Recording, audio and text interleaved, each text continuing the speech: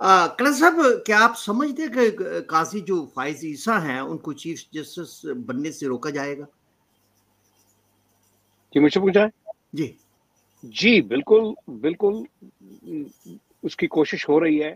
और जो लाहौर के अंदर जो इमरान खान ने वकला को उकसाया है कि कल जाके वो सुप्रीम कोर्ट के अंदर घेराव करें, जो उसके हमरा उसके हम ख्याल वकला हैं, एक बहुत बड़ी डेंजरस बात है। और ये भी जो उसके कांस्टेंट यके बाद दीगरे उसके एक्शंस हैं जो कि पाकिस्तान के अंदर अनारकी फैलाना और बगावत फैलाना, उसका अमल है, ये उसको उसके अंदर ऐड करते हैं। फिर उसके बाद जो एक नया किरदार सामने आया है एतजाज अहसन, जो कि एक नया एक पोलराइजेशन का एक इमरान खान ने जरिया ढूंढा है। उसने अपने साथ सलमान अकरम राजा और दूसरे वो क्या थे अपने पीपल्स खोसा पार्टी के एक और जी खोसा खोसा साहब, उनको मिलाने के साथ जो कल गोलमेज कॉन्फ्रेंस की है। और एक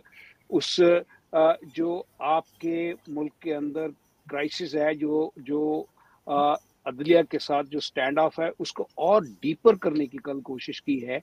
यही आपके सवाल का जवाब है कि ये सारा कुछ किस लिए हो रहा है। बेसिकली जस्टिस काजी फाइज ईसा के एलिवेशन के रास्ते में रोड़े अटकाने की वजह से।